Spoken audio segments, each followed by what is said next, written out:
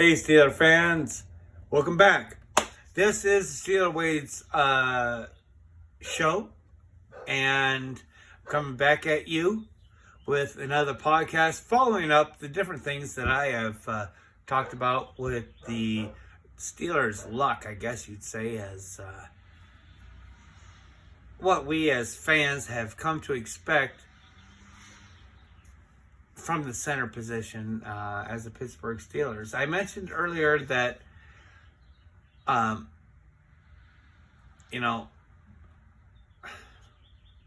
okay, let me go back. First thing I want to say is that I do appreciate everything that Mason Cole has done last year. He came on as a leader very early. He identified himself as that, and he led this offensive line, which was not really considered to be able to do anything. They did not do much in the first half of the season, and they did do something in the second half. Okay, so anything that, with me talking about the center positions, I'm not dissing on Cole, and I appreciate what he's done. And I also appreciate this extra year that we have with him under contract as center for the Steelers. I've mentioned before that along with running back and tight end, the center position of the interior lineman is a position that it just seems to slide, It seems to, it just goes later than what I personally believe is the value of this type of a football player for your team. Now, I ended up recording my first podcast earlier about different luxuries that you and I, as Steeler fans, have had throughout the decades at the center position. When I ended up stopping that broadcast, I checked and seen that a fellow ginger friend of mine, Riley Burns, said, "Hey, Jake, Wade, come on over to Dylan's house and have a drink." So I had a drink or two. So I really want this podcast to not be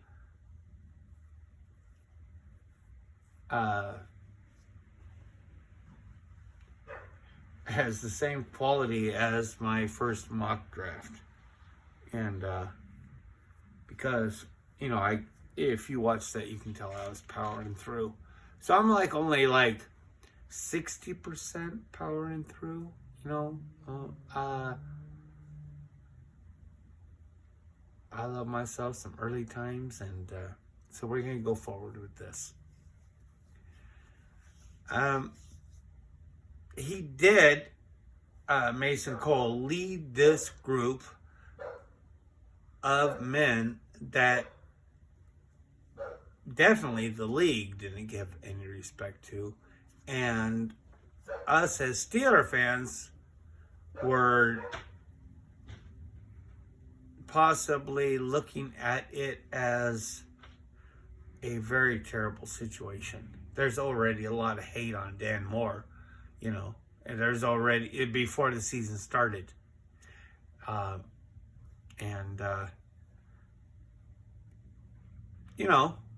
Yeah, they did need to develop some type of chemistry, and I believe they did after the second half. Well, it's obvious they did. Mason Cole had to be a part of that, and I don't want to discredit what he's done. He is a tough guy. You have to give him that, I don't know if you saw it, but I saw the foot boot that he put himself in after games. when you watch different interviews and stuff like that. But I first off want to say I am grateful for what Mason Cole did. I'm grateful for what Omar Khan did, bringing in a cat like that to possibly become the leader, which he did, of this 5-man front. And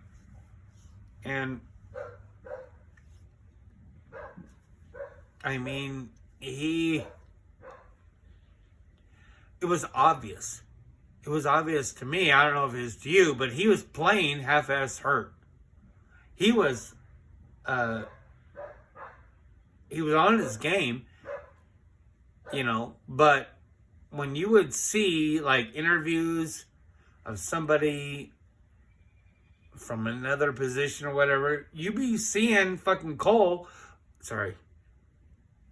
You see Cole putting on a boot, he's playing.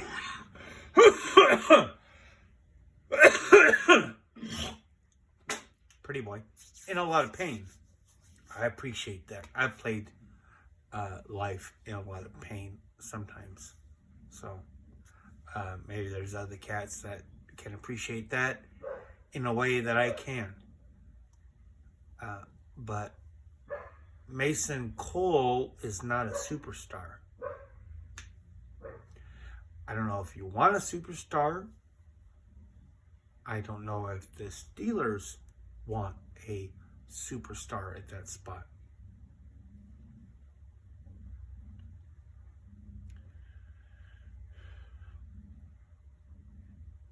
At the very beginning of the last offseason, you would hear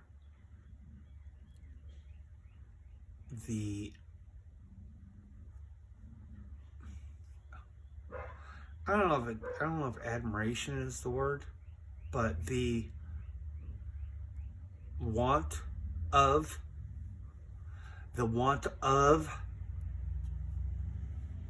a Steeler draft pick to be raised, such as a cornerback like a Joey Porter Jr., Banks, Ricks, whoever you happen to like watching playing, there was definitely a feeling amongst Steeler fans, at least from what I gathered. It didn't seem manufactured through the media. There's through Facebook, Twitter. Okay, so that's all I got. But there's definitely a feeling when we started this off season that we could potentially draft a corner or defensive back like Branch, and whoever this player would be, Joey Porter Jr., whoever he would be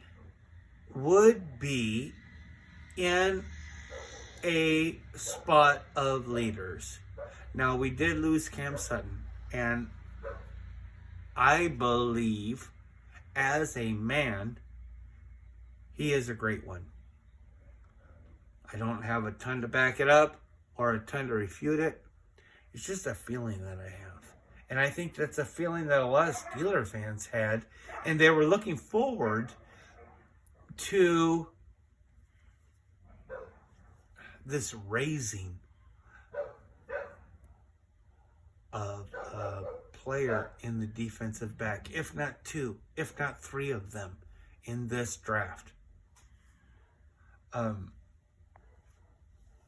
I might still be on the board of, even though I have changed in a sense to see opportunities as superstars for the offense, softly, I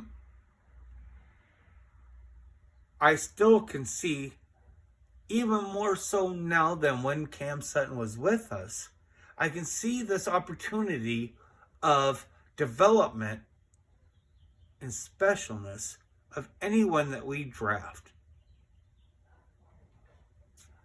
being raised. I like the word raised. Because the college play is just a different animal than professional. You know, we have fans out there that are more heavy on the collegiate. I mean, I guess if you were to take a, I don't know. These are the things I do not know. Is that if you were to take a scan of all the football fans, I kind of think that there would be more college football fans than professional. I don't know. That's a weird one to come at you with. But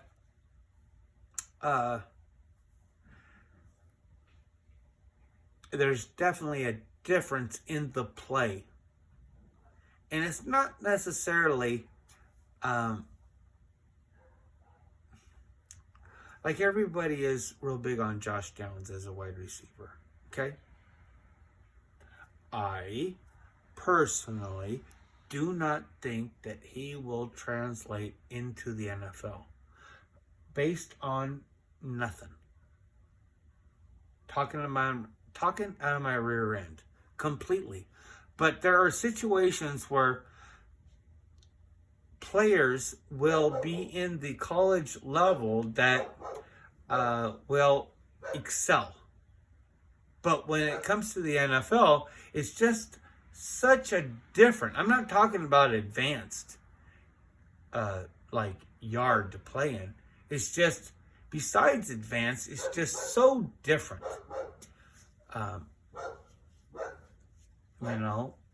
That picking a player to come into this league, I see how righteous owners of teams can value placing a draft pick within a group of men that would make him achieve a higher IQ. It's his own physical traits. I mean, that's what happens when you're first, second, third pick. You're looking at physical traits. The ceiling, And the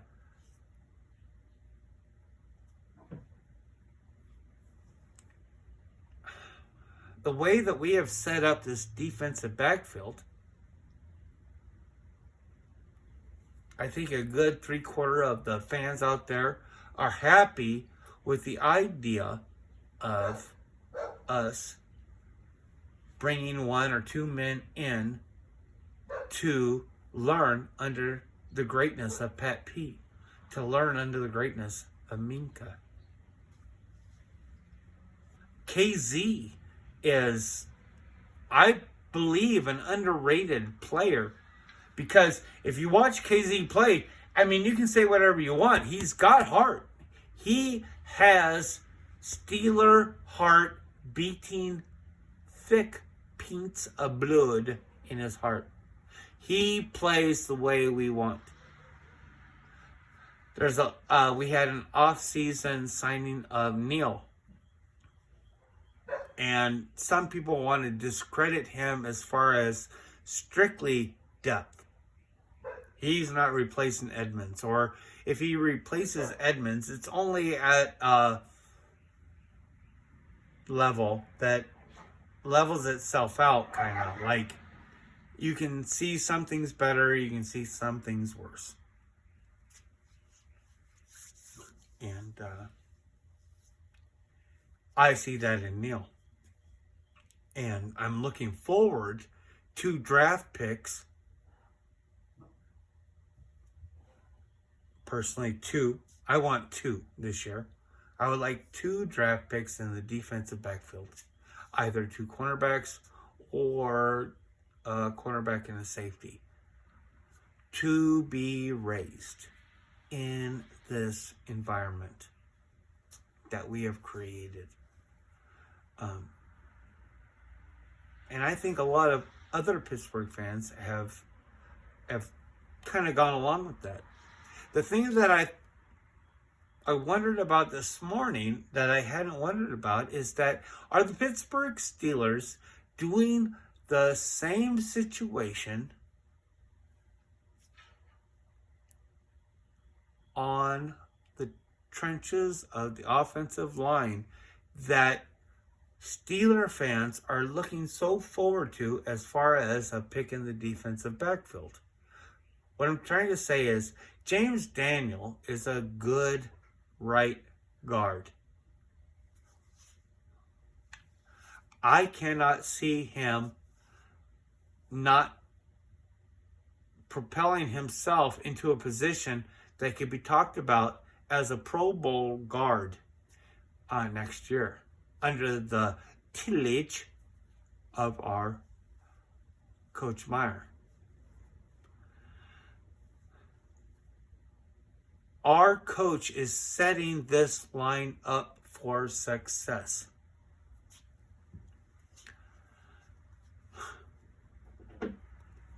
You know, I have said that with the two biggest surprises that Steeler fans, I think, have had this offseason were the loss of Cam Sutton, because we thought the Steelers would be smart enough to keep him because of his versatility and what we looked forward to in him raising a pup.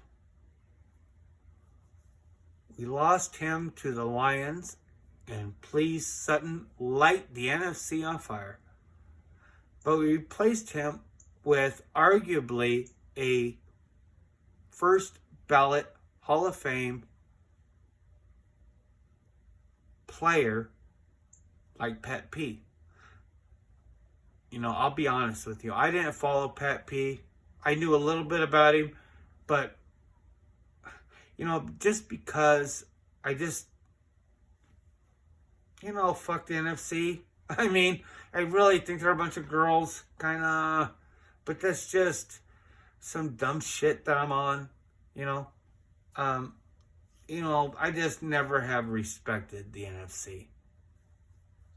I just barely have become to a point living in Michigan. Like 3 years ago, I could say that I'm actually rooting for another team. And I'm only picking the Lions because they're so far removed from the Steelers, I'm safe. You know, you're not, sure as hell not going to hear any thing good out of me out of NFC North team. And I have a lot of bad shit to say about all the other ones because I'd be dogging on them, you know? But, like, I can dog on the Chiefs and Chargers and Raiders, Ravens, Bengals, Bills, all I want, you know? But all that dogging don't even compare. I mean, at least I'm dogging them. I wouldn't even talk. 40 years I have not paid attention to the NFC because I don't give a rat's about the NFC. Pat P was brought in through the Cardinals, and he's so good that even somebody like me knows a little bit about him.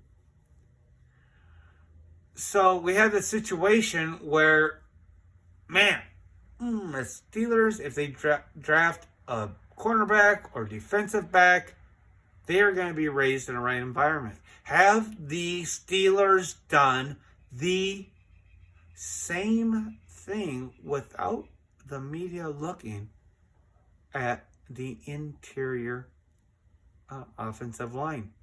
You know, like, first off, when we drafted Nasty Nate from the Jets, it looked like Steeler fans were happy. Okay, good. Can't believe we made it through all last season without anybody getting hurt. We have some depth. Now we have this guy. Oh! Now I'm not going to say Dawson was responsible for the concussions of Kenny fucking Pickett. But I'm not going to say that he's not. So,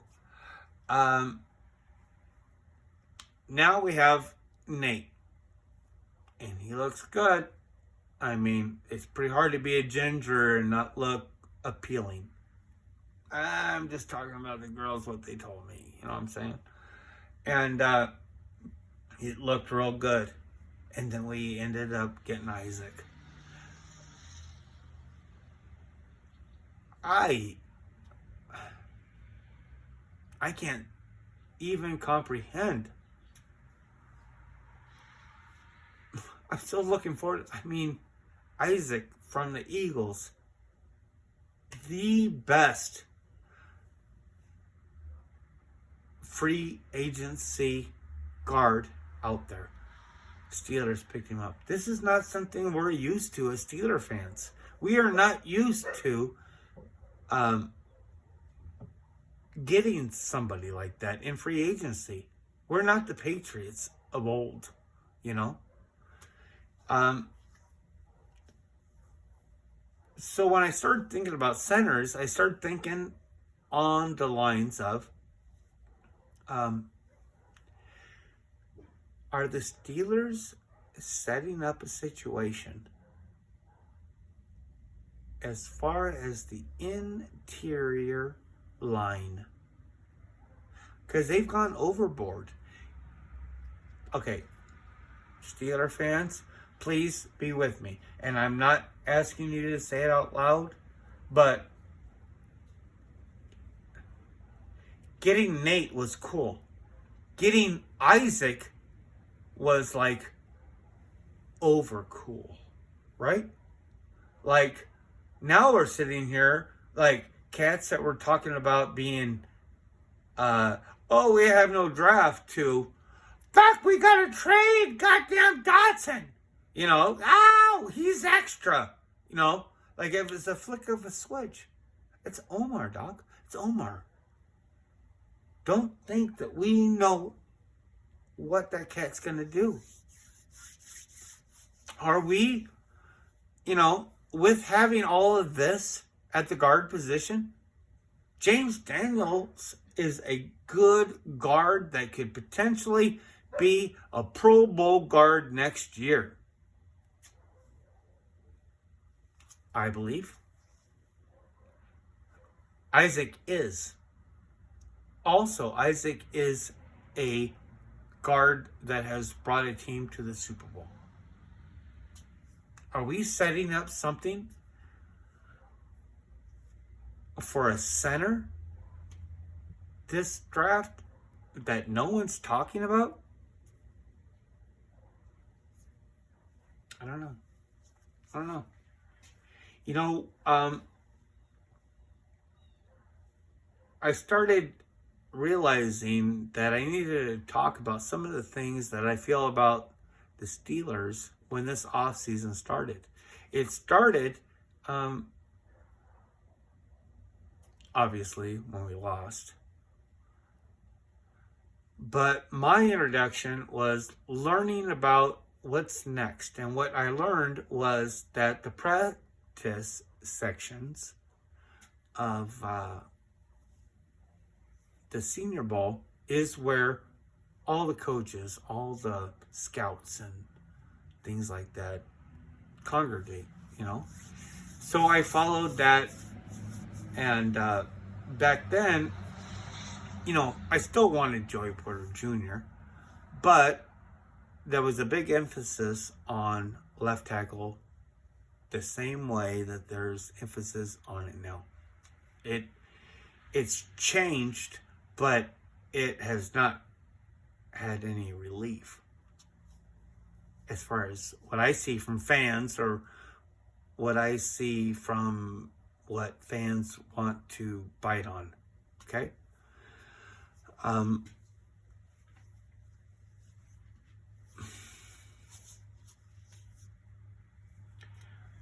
So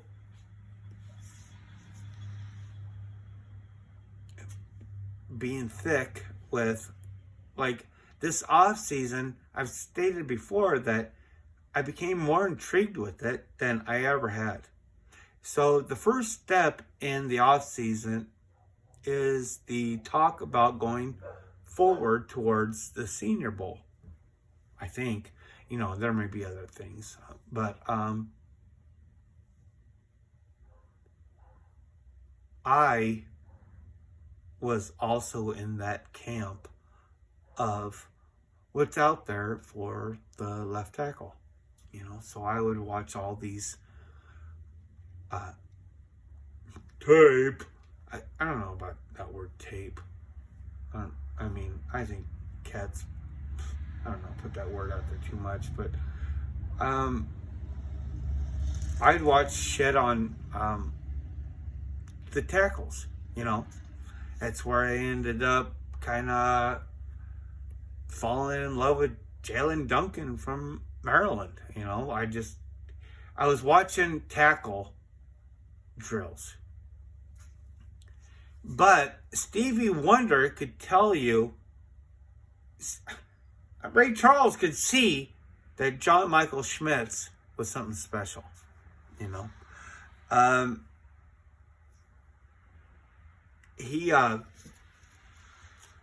He is from Minnesota. He's probably in the top 10. I'd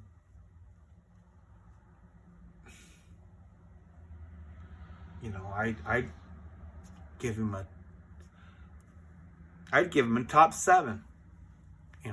Out of these, I'm talking across the board. I'm talking about your tackles, your Joneses, and your Harrisons, and your Wrights.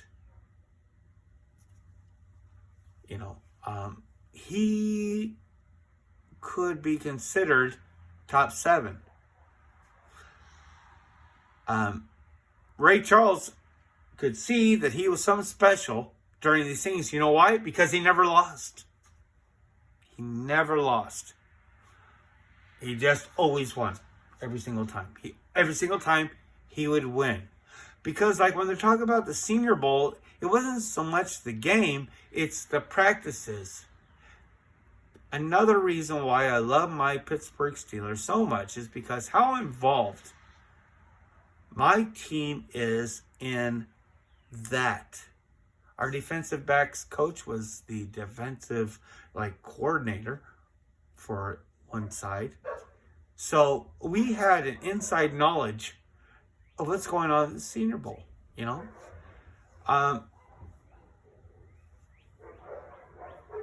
Micheal Schmitz he's special and he is complete. He will be able to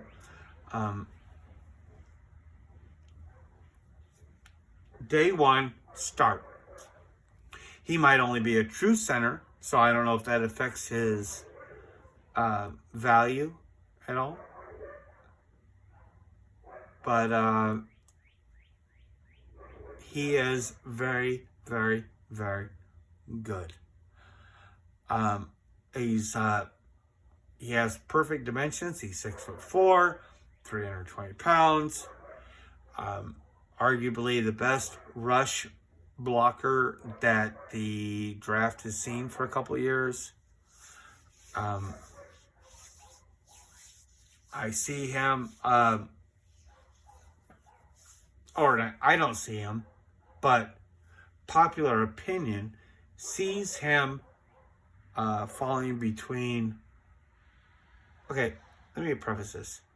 Like I said before, running backs, tight ends, and centers always seem, for some, if they're looking for a center, they seem to fall farther back in the draft than I expect out of their value.